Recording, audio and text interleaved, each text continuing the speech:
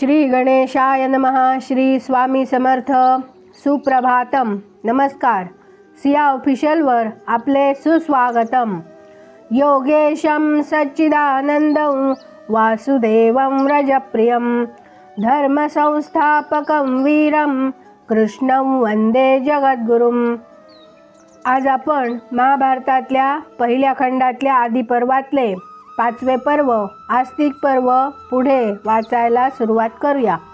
सौती म्हणाले, नंतर जरत्कारूने आपल्या पुत्राला म्हणजे आस्तिकाला बोलावून घेतले आणि नागराज वासुकीच्या सूचनेप्रमाणे ती त्याला म्हणाली, वत्सा, काही विशिष्ट उद्देशाने माझ्या भावाने मला तुझ्या पित्याला अर्पण केले होते. तो उद्देश सफळ होण्याची योग्य वेळ आता आलेली आहे. तेव्हा या समयी जे करणे आवश्यक असेल ते तू कर. आस्तिक म्हणाला, माझ्या मामाने कोणत्या उद्देशाने तुला माझ्या पित्याला अर्पण केली ते तू मला यथातथ्य सांग. ते समजावून घेतल्यावर जे करणे योग्य असेल ते मी अवश्य करीन. सौती पुढे म्हणाले, आपल्या बांधवांचे हित करण्याच्या विषयी आतुर असलेल्या नागराज भगिनी जरत्कारूने जे घडले ते आपल्या पुत्राला अगदी मोकळेपणाने सांगितले. जरत्कारू म्हणाली, सर्व नागांची कद्रू या नावाची माता होती. ती असे परंपरेने आम्हाला समजले आहे. एकदा ती फार संतप्त झाली आणि तिने आपल्या पुत्रांना शाप दिला. शाप का दिला ते मी तुला सांगते. उच्चैश्रवा नामक अश्वराजाच्या बाबतीत मी माझ्या सवतीशी म्हणजे विनतेशी पैज लावली होती. मी पैज हरले तर विनतेची मी दासी व्हावे असे ठरले होते. परंतु त्या अश्वाचा वर्ण माझ्या सांगण्याप्रमाणे काळा करण्याचे तुम्ही मान्य केले नाही, म्हणून मी तुम्हाला शाप देत आहे.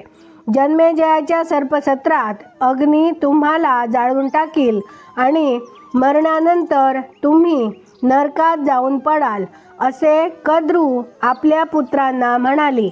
आपल्या पुत्रांना म्हणजे नागांना कद्रूने असला घोर शाप दिल्यानंतर हे तू फार चांगले केलेस असे साक्षात ब्रह्मदेव तिला म्हणाला आणि तिने केलेल्या गोष्टीला त्याने आपली पसंती दाखवली. पितामह ब्रह्मदेवाचे ते बोलणे वासुकी नागाने ऐकले आणि समुद्र मंथनातून अमृताची उत्पत्ती झाल्यावर तो देवांना शरण गेला. उत्कृष्ट अमृताची प्राप्ती झाल्यामुळे कृतकृत्य झालेले सर्व देव माझ्या भावाला म्हणजे वासुकीला पुढे करून पितामह ब्रह्मदेवाकडे गेले आणि वासुकी समवेत सर्व देवांनी हा शाप सफल होता कामा नये अशी ब्रह्मदेवाची प्रार्थना केली. देव म्हणाले, आपल्या ज्ञातीवर म्हणजे नागांवर येऊन पडणाऱ्या संकटामुळे हा नागराज वासुकी फार कष्टी झाला आहे. त्याच्या आईने म्हणजे कद्रूने त्याला जो घोर शाप दिला आहे तो प्रत्यक्षात येणार नाही अशी आपण काहीतरी व्यवस्था करा. त्यावर ब्रह्मदेव म्हणाला, जरत्कारू ऋषीला जरत्कारू याच नावाच्या पत्नीपासून जन्मलेला ब्राह्मण पुत्र नागांची या शापातून मुक्तता करील.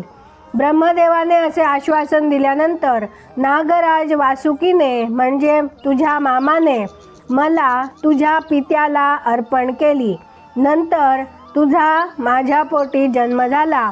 त्यावेळी आमच्यावर संकट आले नव्हते, पण आज मात्र संकटाचा समय आला आहे. सर्पसत्रातील अग्नीपासून तू आमचे रक्षण कर. नागांची या घोर संकटापासून सुटका करणे याच एका उद्देशाने तुझ्या मामाने मला तुझ्या पित्याला अर्पण केली. हे त्याचे कृत्य निरर्थक ठरता कामा नये. वत्सा, तुला काय वाटते ते सांग. सौती पुढे म्हणाले, जरत्कारू असे म्हणाल्यानंतर तो आस्तिक दुःखाने व्याकुळ होऊन जे म्हणाला ते वासुकीला जीवदान देणारेच होते. तो म्हणाला, हे नागराज वासुके, तुझ्या आईने तुला जो घोर शाप दिला होता त्या शापापासून मी तुझी मुक्तता करीन. मी जे बोलत आहे ते अगदी सत्य आहे. नागराजा, तू शांत राहा. तुला कसलेही भय नाही. तुझे कल्याण करण्यासाठी मी सारे प्रयत्न करीन. थट्टेमध्ये सुद्धा मी कधीही असत्य भाषण केले नाही.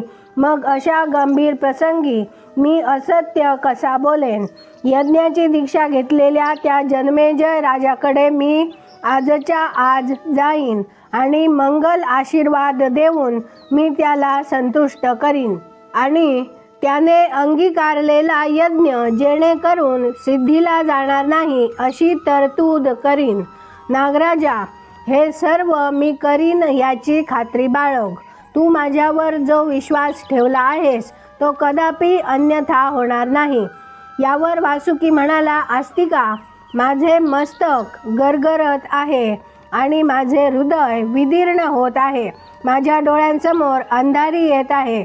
मातृशापरूपी ब्रह्मदंडाने मी अगदी खचून गेलो आहे.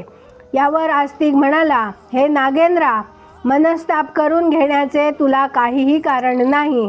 सर्पसत्रातील प्रदीप्त अग्नीचे जे भय तुला वाटत आहे ते मी समूळ नाहीसे करीन.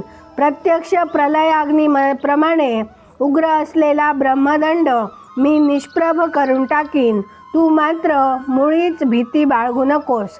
सौती पुढे म्हणाले, वासुकीच्या मनात झालेला विलक्षण संताप शांत करून आणि सारी जबाबदारी आपल्या शिरावर घेऊन सर्व प्रकारच्या सामग्रीने सुसज्ज असलेल्या त्या सर्पसत्रामध्ये नागांच्या मुक्ततेसाठी आस्तिक मोठ्या त्वरेने गेला. तेथे जाऊन पोहोचताच सूर्याप्रमाणे आणि अग्नीप्रमाणे तेजस्वी असलेल्या असंख्य सदस्यांनी गजबजून गेलेला रमणीय मंटप, यज्ञमंटप आस्तिकाला दिसला. यज्ञमंडपामध्ये तो प्रवेश करू लागताच द्वारपालांनी त्याला अडविले आणि त्यामुळे यज्ञमंडपात प्रवेश करता यावा म्हणून त्याने त्या यज्ञाची स्तुती करण्यास आरंभ केला. अतिशय मनोज्ञ अशा त्या यज्ञमंडपाजवळ आपल्या पुण्यशील ब्राह्मणांमध्ये श्रेष्ठ असलेल्या त्या आस्तिकाने अतुलनीय कीर्तीने मंडित झालेल्या जन्मेजय राजाची, ऋत्विजांची, सदस्यांची तसेच अग्नीचीही पुढील प्रमाणे स्तुती केली.